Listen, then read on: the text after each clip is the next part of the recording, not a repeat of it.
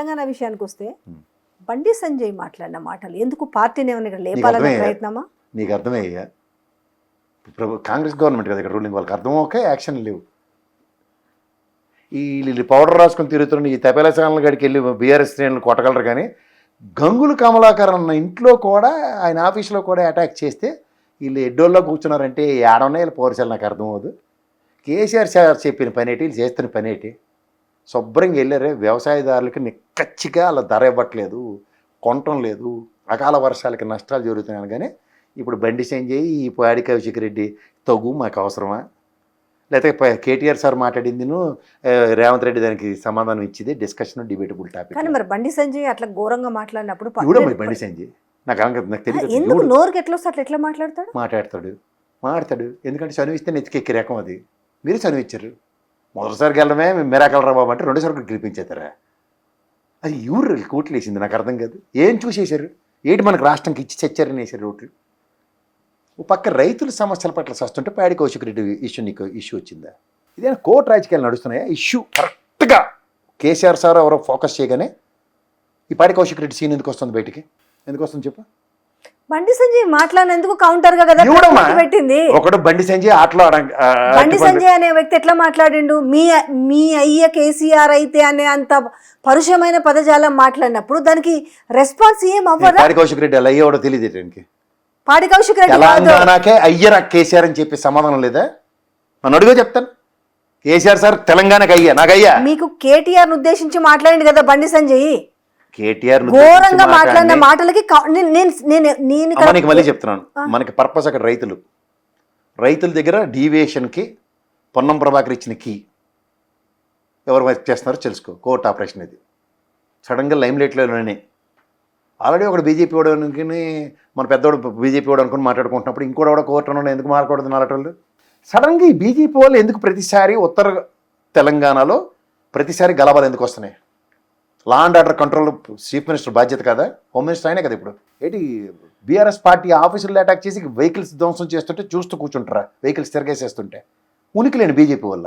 నేను దీన్ని సహించను అంటున్నాడు కదా ఎవరు బండి సంజయ్. సహించిపోతే ఏడు చేస్తాడు అంటే నేను దాన్ని ప్రోత్సహించను. మరి ప్రోత్సహించిపోతే జరిగింది ఏంటి అక్కడ? అంటే దీన్ని మీరు ఓవరాల్గా ఎట్లా చూస్తున్నారు? ఇది రైతుల పట్ల ప్రభుత్వ చేతకాంతనాన్ని ఎండగట్టే వెసులుబాటు తీసుకుంటున్న బీఆర్ఎస్కి ట్రాప్ వేసి పక్కకు లాగుతున్నారు వ్యక్తిగత దోషణలతో. ఆ ట్రాప్లో ఎందుకు పడుతున్నారు?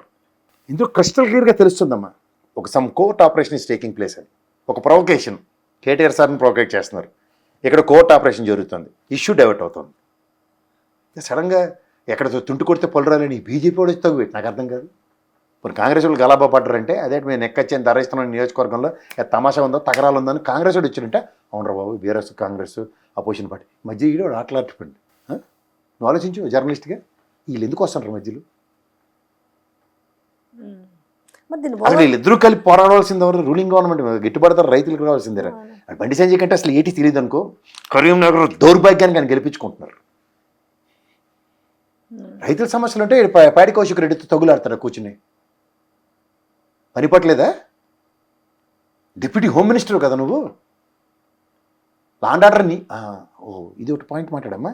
లా అండ్ ఆర్డర్ దేశవ్యాప్తంగా కంట్రోల్ చేసేవాడికి సహాయం చేసే మంత్రివి ఉండి లా అండ్ ఆర్డర్కి నువ్వే వేగాతం కలిస్తున్నావు అంటే నీ చిత్తశుద్ధి ఏంటో కరీంనగర్ ప్రజలు చిటికేసి అడుగుతున్నావు తెలుసుకోండి అని. అంటే టోటల్గా డైవర్ట్ జరుగుతుంది అని అంటున్నారు. డౌటా? కేసీఆర్ సార్ ఎప్పుడైనా పిలుపిచ్చాడంటే దాని అంతిమ రిజల్ట్ ఉండేదాకా పోరాడే తత్వం బీఆర్ఎస్ పార్టీకి ఉంది. అది the original ability of BRS. దాని మధ్యలో చూడు ఏదో యాగాలు చేస్తుంటే మధ్యలో రాక్షసులు వచ్చి రక్తమాంసాలు పోసారు, దుమ్ములు కుమ్ములకు లేచారని అలాంటివి జరుగుతున్నప్పుడు ఎందుకు ఈ పాపంతకాలు తొలగించుకోకుండా ఈ బండి సంజయ్ లాంటి బుడంకిగలతో తగులు ఎందుకు కడుతుండ్రు?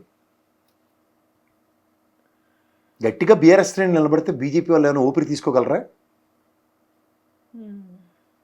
ఎందుకు వాళ్ళ ఒరిజినల్ టాక్టిక్స్ ఎందుకు యూజ్ చేయట్లేకపోతున్నారు? గంగుల కమలాకర్ ఇంట్లో ఆఫీస్లో ఉంటే అక్కడ అటాక్ జరిగితే ఏంది అసలు నాకు అర్థం కాదు. What is the ability of Gangula Kamalakar? వాళ్ళ ఆఫీస్లో ప్రెస్ మీట్ పెట్టారు కాబట్టి అందుకనే అతను ఆయన సామర్థ్యం వాడికి తెలుసా? గంగుల కమలాకర్ అన్నది అతని బౌండరీస్ ఎలా ఉంటాయి తెలుసా? మహామౌలే ఎదిరివారు, ఆయన ఎదిరేడంటే నేను చాలా బాధాకరంగా ఉంది. ఏం మార్చుకోవాలి అసలు? ఇప్పుడు ఏం మార్చుకోవాలంటే పందా మార్చాలి. ట్రాప్లో ఎందుకు పడుతున్నారు? 4 అవాకులు చవాకులతో ఇప్పుడు తెలంగాణ రాష్ట్రం రాలేదు. తెలంగాణ కాంక్షతో వచ్చింది. రైతుల పట్ల మళ్ళీ చిత్తశుద్ధి తీసుకుంటేనే కానీ ఇప్పుడు బీఆర్ఎస్ దీన్ని ఓవర్కమ్ ఎట్లా చేయాలైతే? ఖచ్చితంగా కార్యాచరణ కేసీఆర్ గారు ఇచ్చిన గైడ్ లైన్స్ని ఫాలో అవి తెరవలసిందే. మధ్యలో అనవసరమైన ట్రాప్లు court operation not allowed, not at to be entertain. Okay, అయితే ఓకే, మరి రైతుల విషయంలో ఎందుకు కాంగ్రెస్ పార్టీ ఎందుకు సక్సెస్ అవ్వలేకపోతుంది? ఎందుకు కళ్ళుండి కబోదుల్లాగా మారిపోయారా? మరి ఎందుకు? అకాల వర్షాలకి, గిట్టుబాటు ధరకి, గొడవల్లో రైస్ మిల్లుల్లో కొనకపోవడానికి వాళ్ళ ప్రాథమిక బాధ్యత. గత సంవత్సరంలో కూడా ఎన్ని ఒడదుడుకులు ఎదుర్కొన్నామో అప్పుడు కూడా వాళ్ళ చిత్తశుద్ధి చాటుకోలే. ఇప్పుడు దానికి ప్రత్యక్ష కార్యాచరణ కేసీఆర్ గారు ఎప్పుడైతే ఇచ్చారో దాని మీద చిత్తశుద్ధి అంకిత భావంతో పనిచేయవలసిన ఫస్ట్ డే హరీష్ రావు గారిది ప్రెస్ మీట్ కానీ, లేకపోతే ఆయన రైతులతో నిలబడి మాడింది జాగ్రత్తగా ఫాలో అవ్వండి, ఇంక్లూడింగ్ కేటీఆర్ గారిది. రెండో రోజు నుంచి డేవియేషన్ ఎందుకు వస్తుంది? సమూహం ఎక్కడైనా ఒక దగ్గర గ్యాదరింగ్ అయినప్పుడే తకరాలు ఎక్కువ వస్తున్నాయి. ప్రజాక్షేత్రంలో అలాంటివి రావట్లేదు. ప్రజాక్షేత్రంలో కార్యాచరణ కేసీఆర్ గారు రిజైన్ చేశారు. ఏసీఆర్కి వచ్చినట్లు ఎందుకు వస్తున్నాయి ఇలాంటివి? అర్థమవుతుందా? ఉద్యమ నేపథ్య పార్టీ, ప్రజల యొక్క కష్ట సుఖాలతో ప్రయాణించే పార్టీ కార్యాచరణ అధినాయకుడు ఇచ్చిన దాంట్లో ఎక్కడ వీళ్ళు డివేట్ అవుతున్నారో చెక్ చేసుకోమను.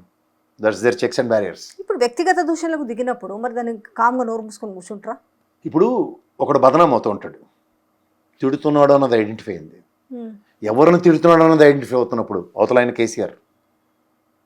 కేసీఆర్ని తిట్టుతున్నందుకు శ్రేణులు సమాయత్తం అవుతున్నాయి.